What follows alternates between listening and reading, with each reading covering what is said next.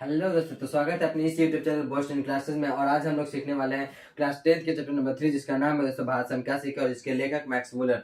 उनका हम लोग ने पिछली वीडियो में मैंने महत्वपूर्ण से महत्वपूर्ण ऑब्जेक्टिव किया है, पिछले 10 साल के क्वेश्चन से भी किया। और लगभग आपको उनके जन्म तिथि, उनके ये सब कुछ मैंने बता ही दिया था। उसमें उनको क्या क्या मिला था, 172 दानिशनामा, मतलब सब कुछ मैंने बता दिया था दोस्तों। आइए हम लोग इस वीडियो में उनके पिछले 10 साल के पूछे गए महत्वपूर्ण सब्जेक्टिव सवाल, उनके महत्वपूर्ण सब्जेक्टिव सवाल हम लोग करने वाले हैं। तो चलिए वीडियो को ज्यादा लॉन्ग नहीं करते हैं और चालू करते हैं। हाँ, तो देखते हैं क्वेश्चन नंबर 1 दोस्तों। क्वेश्चन नंबर 1 कहता है क्या है? क्वेश्चन नंबर 1 कहता है दोस्तों कि समस्त भूमंडल में सर्वविध संपदा और प्राकृतिक सौंदर्य से परिपूर्ण देश भारत है। लेखक ने ऐसा क्यों कहा? लेखक जो है दोस्तों वो कहता है कि समस्त जितना भी भूमंडल है हमारे में, वो सर्वविध संपदा और प्राकृतिक से सौंदर्य संपदा और प्राकृतिक सौंदर्य से परिपूर्ण देश भारत ही है। ऐसा क्यों कहते हैं लेखक? तो लेखक ऐसा क्यों कहते हैं दोस्तों, ये 2012 में पूछा गया था दोस्तों, मैट्रिक फाइनल एग्जाम में। आइए हम लोग जानते हैं कि लेखक ने ऐसा क्यों कहा था। आंसर है दोस्तों कि अनादि काल से ही, पहले से ही दोस्तों, अनादि पहले से ही दोस्तों कि भारत ज्ञात विज्ञान का केंद्र रहा है। भारत जो है दोस्तों ज्ञात विज्ञान का केंद्र रहा है।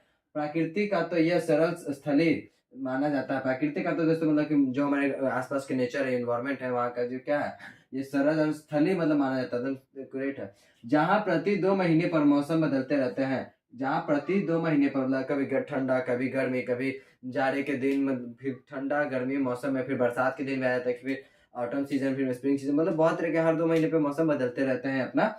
यहाँ 6 प्रकार की ऋतु पाए जाते होते हैं यहाँ, हमारे भारत देश में दोस्तों। देखते हैं कि यहाँ पर गर्मी, ठंडा, बरसात, सुखाड़, ये पतझड़, ये सब अधिकतर चीज साढ़े 6 ऋतु मौजूद है यहाँ पर। कहा था हमारे भारत में। इन्हीं सभी कारणों से लेखक समस्त भूमंडल में सर्वविध संपदा और प्राकृतिक सौंदर्य से परिपूर्ण देश कहा है। किसको? तो भारत को। इन्हीं सभी कारणों से दोस्तों हमारे जो लेखक है, लेखक वो कहते हैं कि हमारा देश ये समस्त भूमंडल में सर्वविध संपदा है।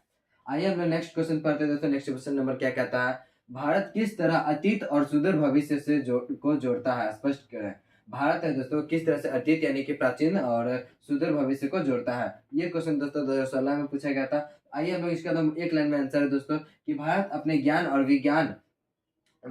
ज्ञान विज्ञान और सभ्यता संस्कृति के द्वारा अपने अतीत और सुदूर भविष्य को जोड़ता है।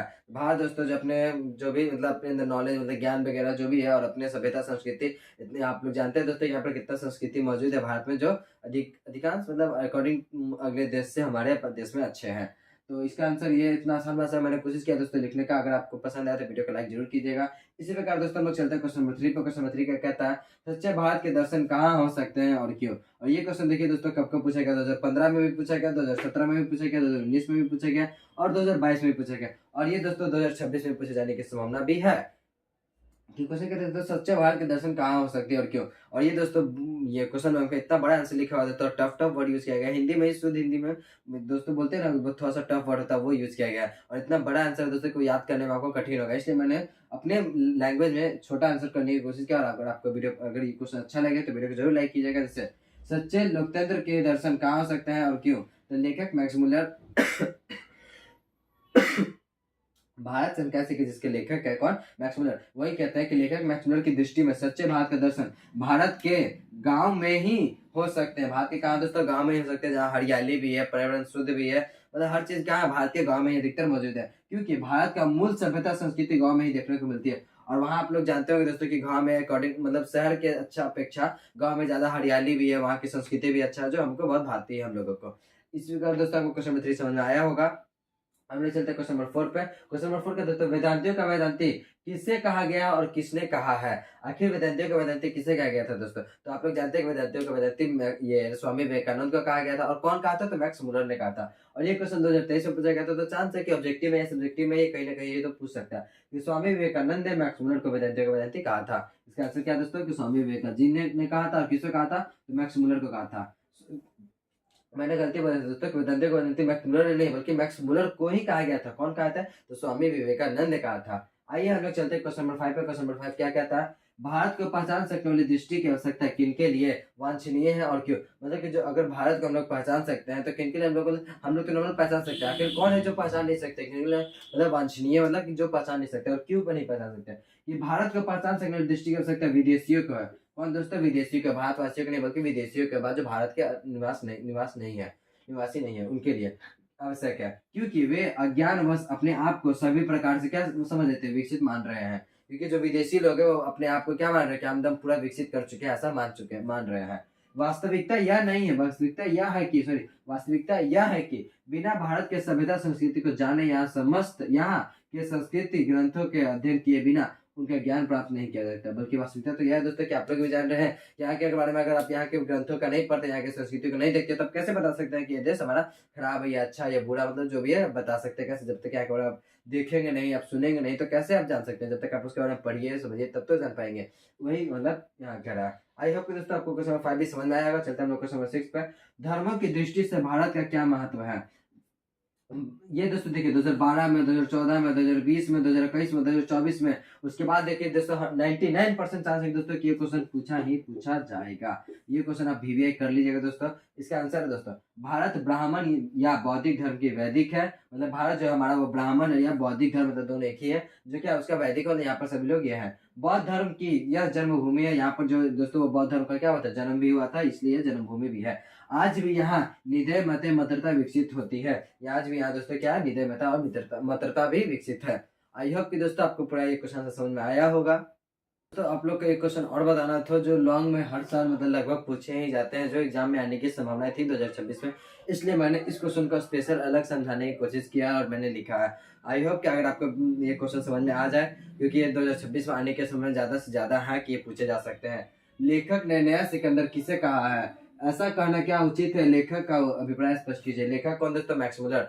किसके है? तो भारत से हम क्या सीखे। और ये क्वेश्चन देखिए दोस्तों 2019, 2020 और 2023 में पूछा गया, और ये हर बार लॉन्ग में पूछा जा रहा है दोस्तों। तो मैंने सोचा क्यों नहीं 2026 में भी आ सकता है, तो आपको करवा दिया जाए। और बुक में इसका आंसर देखिए दोस्तों तो बहुत सारे मतलब लगभग 20 से 25 लाइन से ऊपर भी इसका आंसर जा चुका है दोस्तों क्वेश्चन बैंक में। बट मैंने इसका इतना इजी लैंग्वेज और आसान भाषा में मैंने किया है कि आपको समझ में भी आ सकता है, और आप इसे आसान से याद भी कर सकते हो। एग्जाम में आप बिल्कुल लिख सकते हैं, क्योंकि आपको दोस्तों एग्जाम में लिमिट पेज दिया जाता है, और आपको वहां पर अच्छे से अच्छे वर्ड में लिखना पड़ता है, ना कि पेज भरना दोस्तों। आइए हम लोग इस क्वेश्चन को समझते हैं। लेखक ने नया सिकंदर सर विलियम जोन्स को कहा। लेखक ने नया सिकंदर किसे कहा दोस्तों? सर विलियम जोन्स को कहा। ये दोस्तों ये नया सिकंदर किसने कहा था लेखक ने? तो लेखक कौन दोस्तों? Max Muller. किनको कहा? तो सर विलियम जोन्स को कहा है, क्योंकि वे क्या दोस्तों सिकंदर की तरह ही भारत के प्राच्य इतिहास और साहित्य पर विजय प्राप्त करने की कोशिश की है। जैसे जो नया सिकंदर क्यों कहा, आखिर उनमें क्या था खूबी था कि वो मतलब उनको नया सिकंदर कहा गया? किनको? तो सर विलियम जोन्स को। तो उनके अंदर ऐसा क्या था खूबी सर दोस्तों? तो वो क्या था कि वो सिकंदर की तरह ही भारत के प्राच्य मतलब प्राचीन पूर्व, इस टाइप का कह सकते हो। प्राचीन मतलब दोस्तों पूर्व, मैंने लिख दिया है आपको समझ में भी आ जाए। इसका मतलब प्राचीन या पूर्व मतलब पहले की बात है। तो नया सिकंदर क्यों कहा? क्योंकि वे भारत के प्राचीन इतिहास मतलब पूर्व इतिहास और साहित्य पर क्या किए? विजय प्राप्त करने की कोशिश किए थे। ठीक है, किंतु उनका विजय ही अवशेष नहीं है। आखिर मतलब कि अगर उनका विजय प्राप्त करने की कोशिश तो की है, लेकिन उनका विजय ही अवशेष है। मतलब खाली उनका विजय ही नहीं देखे हैं वो, बल्कि यह हमें यह भी सोचकर निराश नहीं होना चाहिए। मतलब कि अगर सिर्फ उनका विजय अवशेष नहीं, मतलब कि विजय से हारे जीते वो कभी अवशेष नहीं है, बचा हुआ नहीं है, बल्कि हमें यह सोचकर भी नहीं निराश होना चाहिए कि निराश नहीं होना चाहिए कि वे गंगा सिंधु को मैदान में अब कुछ भी विजय प्राप्त करने के लिए नहीं बचा है। गंगा सिंधु मतलब कह रहा है दोस्तों कि उसमें कुछ विजय प्राप्त करने के लिए नहीं बचा है।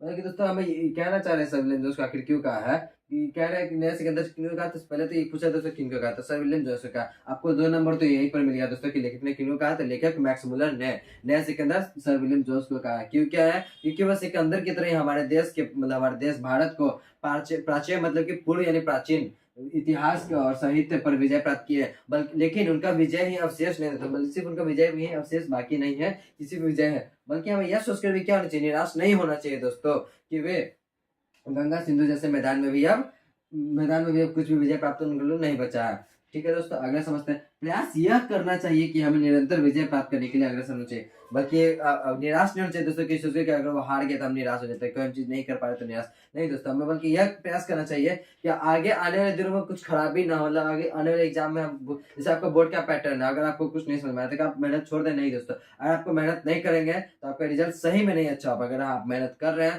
तो आई होप, मैं बता रहा हूँ आपका राइटिंग बढ़िया, आप मेहनत भी कर रहे हैं, हर चीज आप समझ ले रहे हैं, याद भी कर ले रहे हो अभी के टाइम पे, अभी से आपका, क्योंकि तो आपको फर्स्ट डिवीजन आने से कोई नहीं रोक सकता दोस्तों। आप सिर्फ एक क्वेश्चन बैंक को आप पढ़ लीजिएगा दोस्तों, तो उससे भी आपका 60 टू 70% आपका रिजल्ट तो ऐसे ही आ जाएगा। सिर्फ क्वेश्चन बैंक से मैं बात कर रहा हूँ दोस्तों।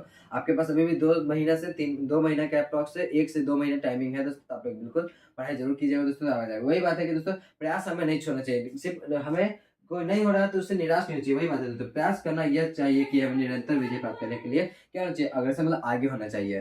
आई होप कि दोस्तों आपको सारा सब्जेक्टिव क्वेश्चन आंसर आपको समझ में आया होगा। और लास्ट में मैंने एक जो महत्वपूर्ण सवाल कराया वो तो आप जरूर याद कर लीजिए दोस्तों, क्योंकि एग्जाम में पूछने की ज़्यादा से ज़्यादा संभावना है। आई मतलब कि दोस्तों आपको मैंने जो भी महत्वपूर्ण था पिछले 10 साल में पूछे गए थे, मैंने वो सारे तो करवा ही दिए हैं। और लॉन्ग भी मैंने करवा दिया, जो आपको एकदम आसान भाषा में मैंने करवाया है। अगर आपको दोस्तों वीडियो थोड़ा सा भी अच्छा लगा हो तो जरूर वीडियो को लाइक कीजिएगा, चैनल को सब्सक्राइब कीजिएगा और कमेंट में अपना जो भी डाउट है वो जरूर लिखिएगा दोस्तों। तो आज के लिए इतना ही दोस्तों, तब तक के लिए हंसते रहिए, मुस्कुराते रहिए और पढ़ाई जरूर करते रहिए दोस्तों, कि काम पढ़ने चलेगा, सिर्फ मुस्कुराने के लिए नहीं। Thank you.